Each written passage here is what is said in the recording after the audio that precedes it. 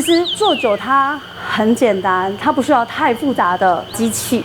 好的素材、时间，然后慢慢的它就会转化成非常天然，然后有很丰富的味道。其实所有的东西都藏在它自己本身，我们只是透过酒把它提炼出来而已。既然我们在台东制酒，我们就是要寻找我们台东特色的植物，可以代表我们台东。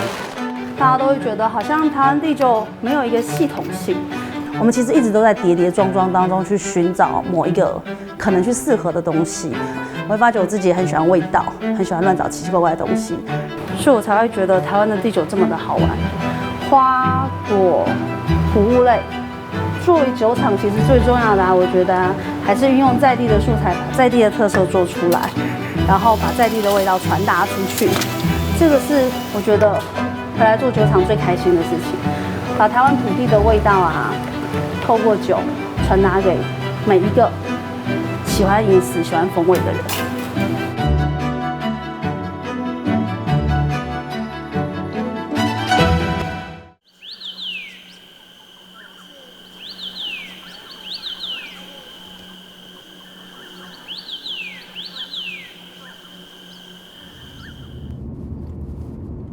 农家的生活都是很早就出门，早上比较不热。我们要去我们的开心农场。有开心农场最好的方式呢，就是你想种什么呢，就可以自己做实验。它其实比较像实验田就是你自己想要什么，你可以自己先试种。我们今天要去采刺葱顺便把刺葱的枝叶修剪一下，要把它稍微矮化。其实很多人都很喜欢问说，刺葱是葱吗？不是。它是树，它是很凶的树，它就是全身上下都长满刺，所以叫鸟不烫。哦，这里附近是要种树吗？这个是盆景这是花柴树。花柴树，这丛上次还很大，后来把它锯掉了。哪一个？这根。那个已经老化了。我们现在就是要溜酒，用这种部分把它剪下来。我们就剪下来。这个的话就是我们要溜酒的，要这一种的这种的，这种红的，这个是最香。对啊，而且这个可以煎蛋，煎蛋，这个可以煎蛋。对啊，好，把它这边帮我剪掉这个虫，它会产卵。好，你不要乱丢，它会跑到其他株上面。你要放哪里吗？这是蝴蝶的虫。我们是有机的、无毒的所以的话，这些虫都自然生态，这是正常。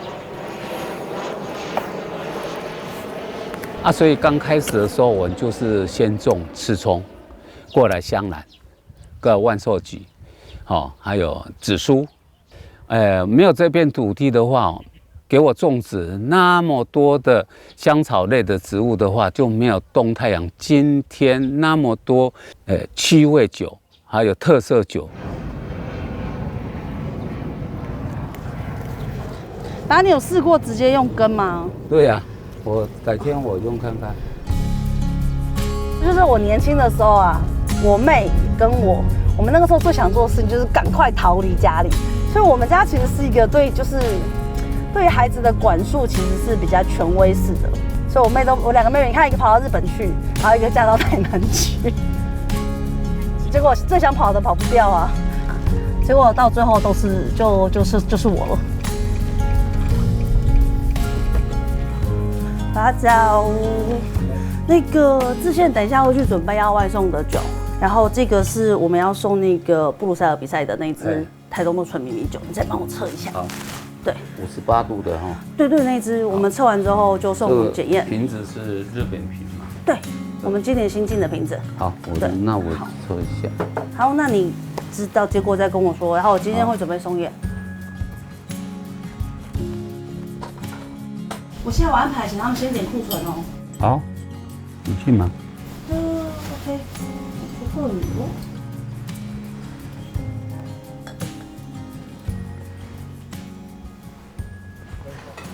你等下下午，你这边测完9度，你等下下午去庙里。对，那边扣棍好的。所以我们今天几点到庙里应该是4点半吧。4点半。这个这支米酒，我们是标准是58度，那我这边的话是58.2。那时候是民营酒厂开始开放，刚开始才做，米酒做葡萄酒，这2种酒而已。是我不敢说我自己有这个天分的，就是说我有兴趣，我对这个制酒方面我有兴趣。就是说我现在的话，我已经70岁了，要怎么经营到国外去？要把酒厂的酒要怎么把它打响？他也很努力写。洪文的话，他好胜。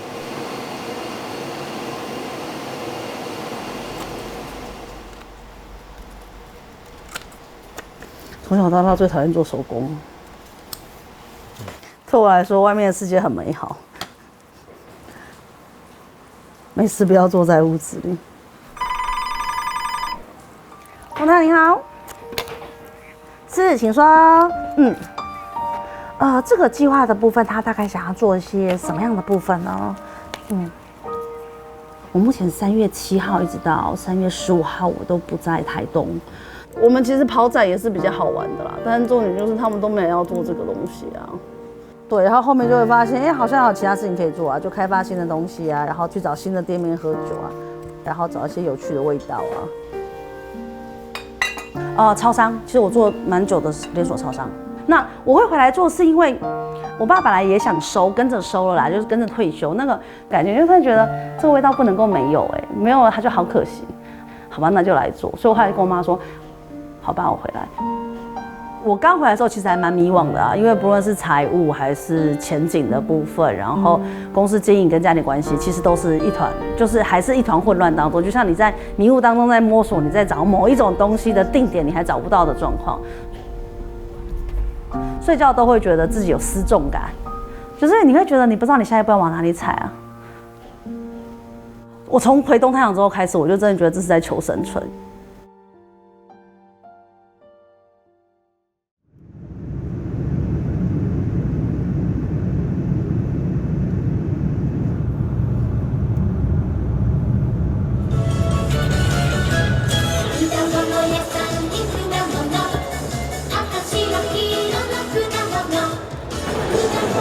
请问一下，你们这些酒的配是什么地方？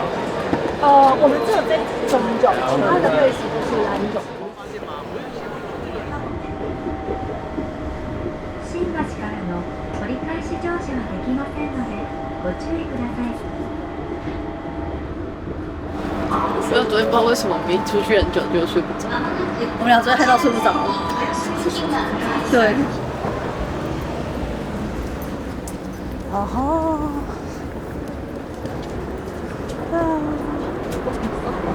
香水瓶，闻香体验是一个蓝酒。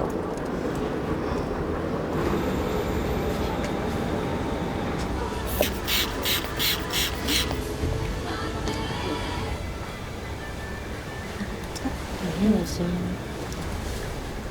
台式。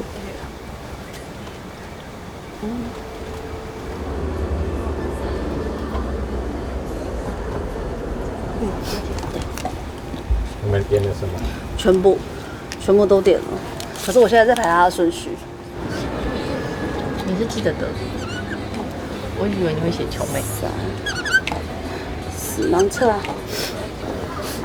你的记，但是这个抹茶跟昆布的味道很重，这是抹茶跟昆布的味道。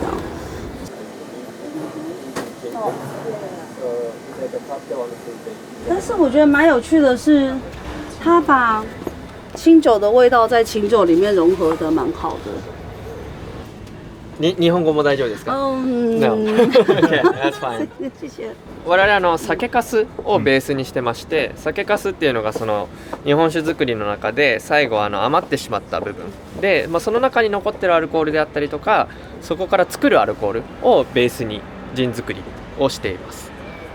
ゆりさん、リバイブビアをちょっとストレートで試飲で、これコロナ禍で余ったバドワイザービールをうちで蒸留してジンにしたものです。でこれはジャンルとしてはコンパウンドジンって言って、蒸留後にちょっと砂糖とかブナの木とかを漬け込んでます。还有一种很有趣的甘蔗的味道。I think right now people start accepting like a very what we call a contemporary gin, right? So the new types of gin is I think getting more and more popular.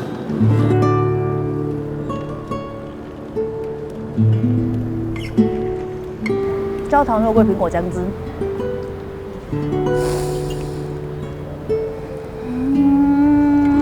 我在山上喝一样，就是很开心。其实世界上各地不同的人都有不同的想法，可是自己的想法还是有人跟自己很像。其实我曾经蛮迷惘，就是说东太阳到底要不要依照现在的路继续走下去？因为其实中间太多岔路了，而且太多不确定。但是其实经过这种对谈之后，我就觉得其实，殊途同归，这个世界上还是有很多人正在默默的做着跟我们一样的事情。Oh my god！ 我觉得我自己并不可爱，但是我觉得我正在努力让我的人生不要那么的空虚，因为我觉得除了孩子的妈、某某人的女儿之外，我应该还是我自己。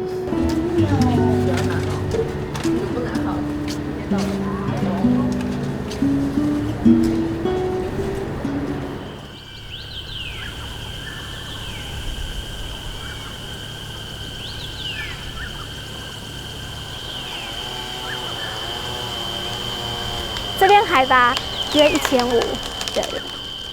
我们现在在台东的红石林道这一区，那这一区也是我们这几年主要的发财区域。那我们现在在伐木的地方都是人工林，人工林就是其实以前是被造林的，是人工去造林的。林木的伐材它就像农作物一样，某些的林地我们应该要保育的，我们就要保育起来；某些应该要造林，我们就造林。那某些是可以提供我们木材使用的，我们就应该好好的去做经营。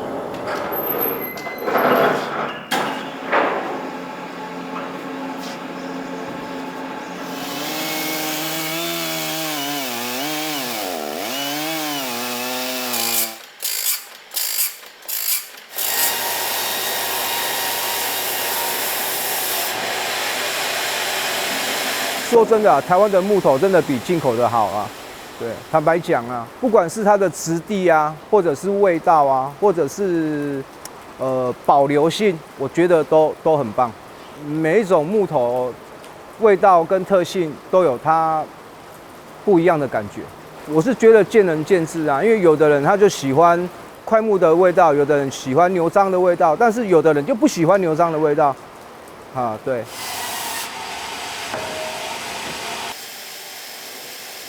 所以其实跟林业署的合作，我觉得比较像是探索风味，因为有很多东西事实上是在我们这个位置我们拿不到的，或我们不知道的，因为我们毕竟不是所谓的林业专家、风味专家。那对我们来说，林业署就是一个很不可多得的消息来源，就是我们就会把它当成一个这是一个可以挖宝的地方。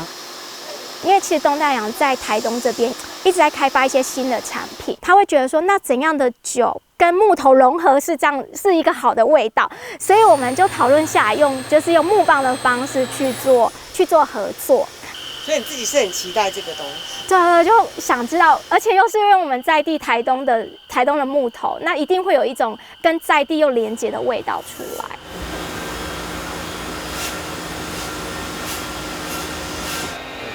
它真的很香。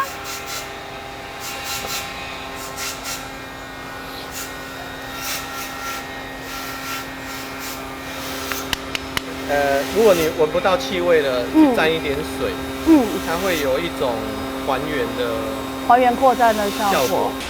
以今天的来讲，全部都是针叶树。那你会觉得针叶树跟阔叶树的香气有差别吗？还是有什么运用上的想法？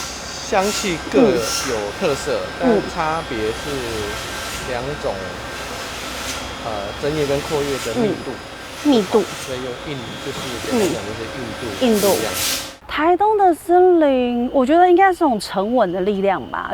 你不论是腐殖土的味道，还是森林里那种风吹过去，有时候是花，有的时候是叶子，有的时候甚至是你感觉不出那种光线的香气。我觉得那种都是属于台东特色的味道，所以我会想要透过木头，或许就是这样，它的成分香氛应该会再跟花草之外有其他的不同。但是就像它现在我这样拿起来，它从那一边风带过来的时候，它就会有一种在这个土地上的味道。做酒虽然是蛮传统的，可是我相信它的味道可以一直创新。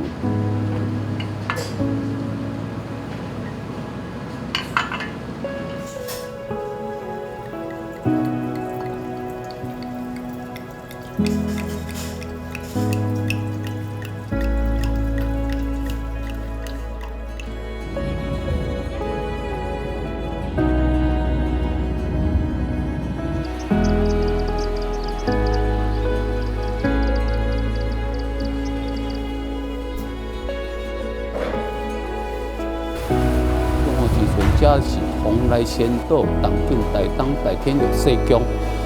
这个意思讲哈，就是我设计啊，我监工。要做酒的时候，就是来请示。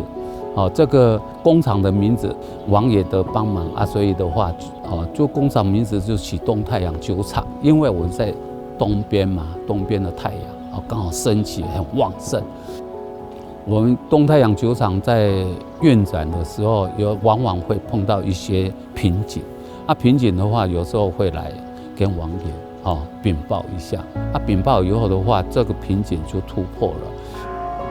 就是他们的人生每个重要的阶段都跟宗教有关系，所以我爸爸的爸爸就我阿公，我爸很小的时候他就出家了，跑庙啊、拜拜啊。那我们家都是固定拿香啊。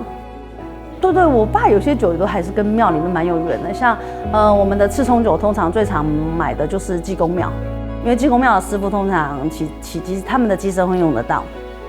然后桂花酒通常会是母娘庙啊、七星娘娘啊，然后就是一些比较女性为主的寺庙，他们会去购买的。好，来用手拜拜。好，用手拜拜。好，我们往旁边土地公庙那边拜拜。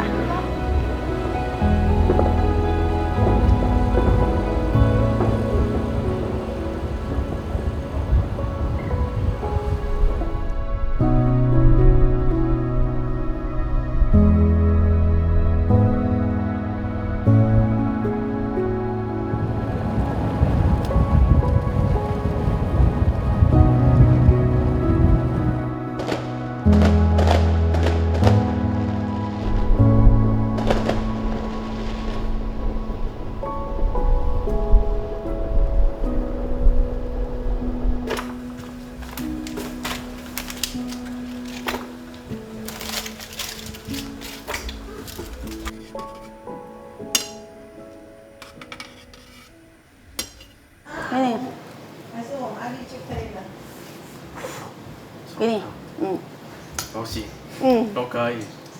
我爸的个性他就是他们可能都对长子长女的要求是比较严厉的，所以我自己从小就觉得他特别不喜欢我，就他特别喜欢骂我。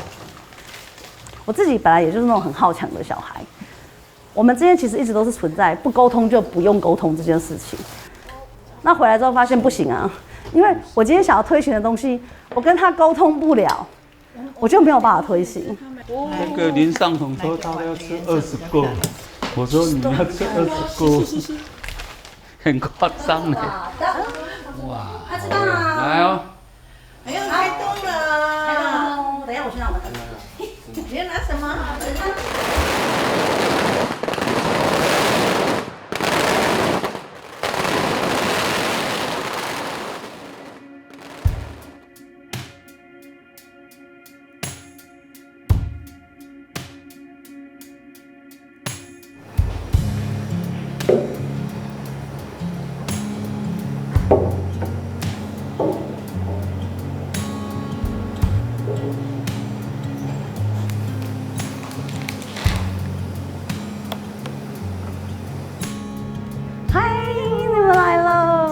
刚好准备好，好久不见，请坐。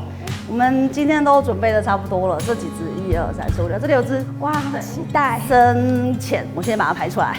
对，这是我们去年提供的木条的， 6款的木条，然后颜色有浅到深，对，然后对啊，这个颜色大概它泡半年左右，然后也有烤过，所以这边会有一点有烤过，对，有烤过，因为其实烤会增加木条的香气，好喝。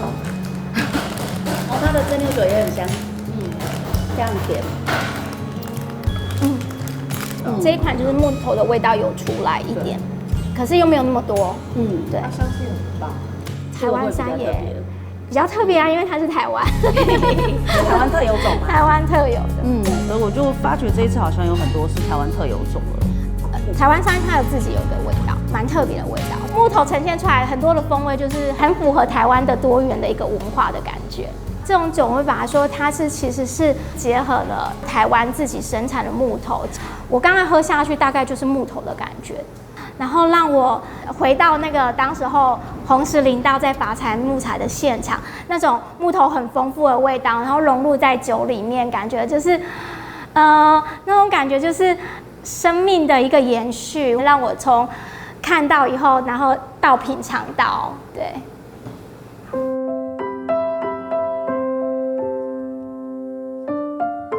假设我自己随便来说，比如说月桃或者台湾特有的花，然后花的味道跑前面，然后再接这个，搞不好就会很漂亮。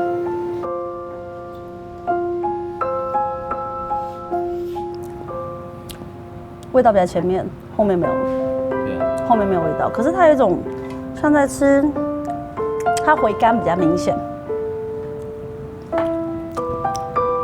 可是就是鲜苦。如果多的话，它是鲜苦，它有一种厨具的味道。其实蛮好的，对。对啊。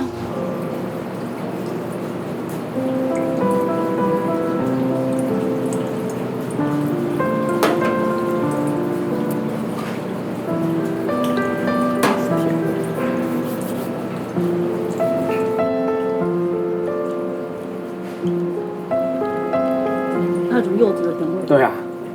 那种柚子花，有点木头的回甘。